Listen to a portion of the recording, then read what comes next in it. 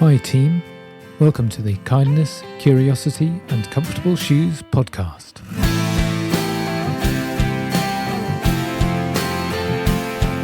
My name is James McFetrich and this is an ongoing toolkit for all healthcare staff.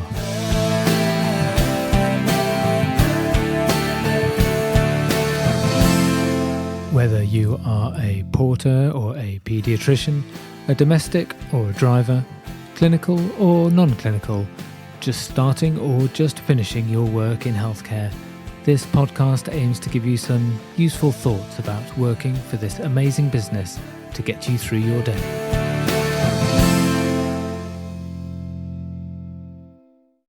Thank you so much for listening. I hope these thoughts are useful and the podcast is fulfilling its purpose as a toolkit for all healthcare workers.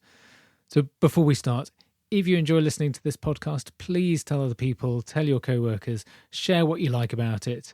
Go on, put it in your work WhatsApp group. Go on, do it now, then it's done. And feel free to follow at JMac Education on Facebook, X, Instagram, LinkedIn, Threads, whatever your social media preference is, and you'll get more information related to the podcasts and other JMac Education updates. Thank you. Today's episode is all about compassion, and it's a key part of working in healthcare to have compassion. Most people enter a healthcare profession because they have that strong sense of compassion. But what exactly is it, and why do we sometimes lose it, and what are the effects of that? So the definition, the language origins of it, come from the Latin and meaning to suffer with. Compassion is to suffer with. That feels quite heavy going, doesn't it?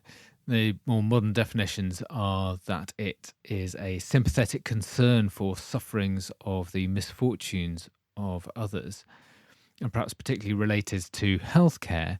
It's been described as an emotional response to another's pain or suffering, and crucially, also involving an authentic desire to help. Well, that all kind of makes sense, doesn't it? So why do we sometimes lose that compassion along our own journey in healthcare?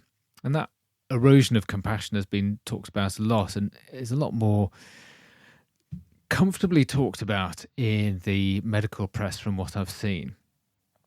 And there are definitely common themes about there being an emphasis in training on the objective features of medicine. Stick to the objective symptoms and signs that help you understand what a patient is going through, but far less about that subjective feeling that clearly is part of that compassion.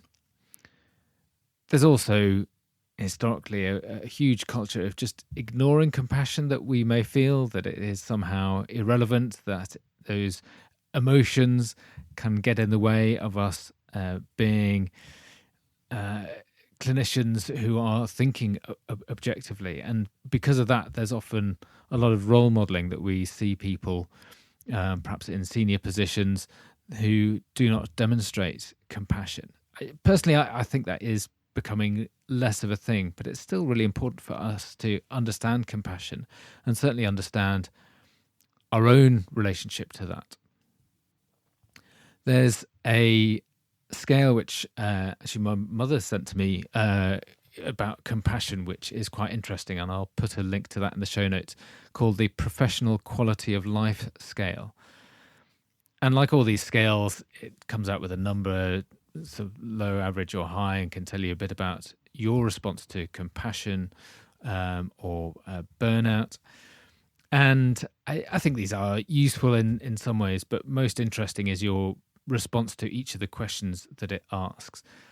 And there are two things I wanted to pull out from this. There's an aspect looking at compassion satisfaction, which is about the pleasure that you derive from being able to do your work well. And it should, I guess, feel like a pleasure to be in a healthcare profession, to feel positively about what we do and about our colleagues and how we can contribute to that overall healthcare environment and even the greater good of society. And if we are satisfied and have that compassion satisfaction, then that is going to strongly relate to our ability to be an effective caregiver in our role. The other thing this scale looks at is compassion fatigue, and that is a component of burnout. And that specifically, that fatigue is those feelings of hopelessness and difficulties in managing the caring work that you want to do or doing your job effectively. And those negative feelings often have a gradual onset. This is different to a particularly single bad case or possibly a single bad shift. But over time, when you get that feeling that your work is making no difference, even when there's good objective evidence that you're doing well, and that's often associated with a really high workload or working in a non-supportive environment. So that feels quite technical. There's a lot of stuff going on, but very simply, if we are stressed at work, there's a physiological response. We produce a lot of adrenaline for that, and we know that that will reduce our ability to be compassionate, and sometimes described as being just pouring from an empty cup.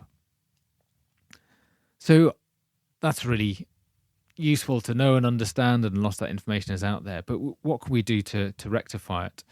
Well, there's a great podcast. Again, I'll reference this in the notes. The podcast, the Somerset Emotional Wellbeing podcast, that had an episode specifically looking at compassion, and a few things that I pulled out of there that I thought were helpful.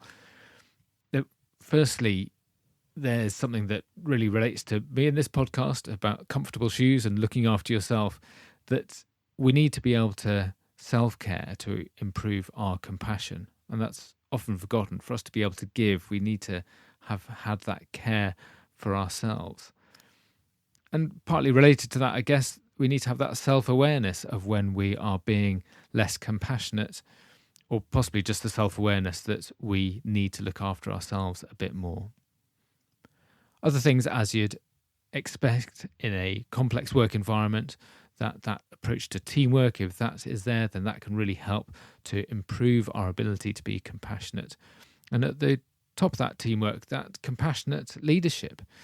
And that goes really all the way up to the politics of whatever healthcare system you're in, that system needs to be patient-focused rather than target or finance-focused. And there's good evidence that when that filters down, then your team will be more compassionate. And although that sounds complex and difficult, a lot of that is based on those simple hierarchy of needs, the Maslow's hierarchy of needs that I've referenced previously in another episode. But just making sure that we have our physical needs looked after, that our working place is warm, there's a place to eat, we can get fresh water. Next up is our safety needs, that we can feel safe, both physically where we work, but also just that security of being in employment. And then above that, that sense of belonging. And it's so important for systems and hospitals that we work in to make sure there is that sense of connection between all the workers. And all those can be driven by leadership and can be said to be compassionate leadership if those are there. And those will help to improve the compassion of the caregivers. So that's the overall stuff about how we can look after the system and ourselves, but how do we actually deliver that compassionate care? And to me, this speaks to people in non-clinical roles as well as those roles where you are clinically having direct impact with patients. And brilliantly, what can sometimes feel like a massive task, there's lots of evidence that just connecting with patients with small acts of compassion can really help. And again, as part of this podcast, it really feeds into that kindness aspect. It's really difficult witnessing and seeing other people in pain and being unwell through illness or injury. But we can take small action to help, and that will give both us and our patients some positivity. Even if that bigger picture is still unchanged, they're still going to be unwell, they're still going to be in a difficult healthcare system.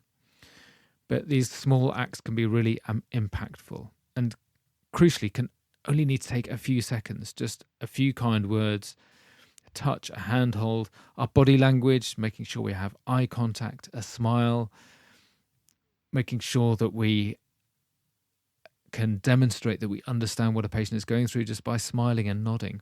Asking how are you is a genuine question. All those things are really helpful and demonstrate our compassion when we are faced with someone in difficulty. There's an American book that was given to me by my brother-in-law called Compassionomics, and it's a whole book all about demonstrating that caring makes a difference. And if you're interested in looking at the evidence behind this, it's a book I can thoroughly recommend. And it does show that if we demonstrate compassion, it does have physiological and psychological health benefits to our patients. It can also motivate patients to self-care and can also actually cut costs in the longer term for our healthcare systems. A big issue that clinicians have is how much time does it take, and their concerns about, well, I'd love to show compassion, but I don't have time. There's a whole chapter in this book about time, and references several studies showing that it takes as little as, guess what, 40 seconds to make a meaningful and measurable difference. Those 40 seconds just to show that you have some caring and some understanding to somebody. It's not saving their life, it's not altering the whole system that they are in, but it's just demonstrating that you have that compassion, that you are showing concern for the state and position that they are in. So my challenge to you, clearly there's lots more that you can talk about or read up about or listen to a podcast, and I'll reference the things that I've mentioned. But my challenge to you is, next time you are on shift, what are you going to spend 40 seconds doing to show and improve your compassion for the patients you're looking after? Thank you for listening today. There are links in the show notes for information that I've referred to in the show.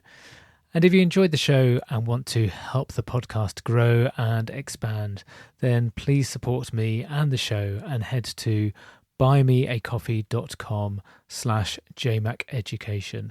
That's buymeacoffee, all one word, .com/jmaceducation, and support the podcast there.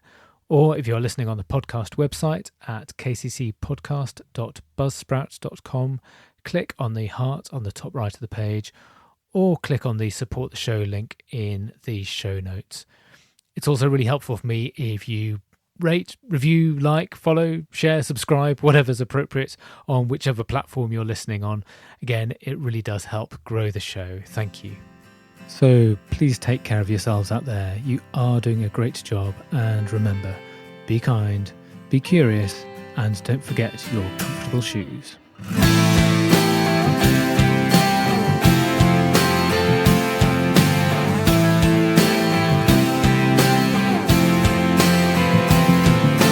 Thank you to Shakina Studio for the music, downloaded through Audio Jungle. Thank you to Beth for the artwork and the photo, produced through Canva. And thank you to Buzzsprout for hosting the podcast. The Kindness, Curiosity and Comfortable Shoes podcast is a JMac Education production.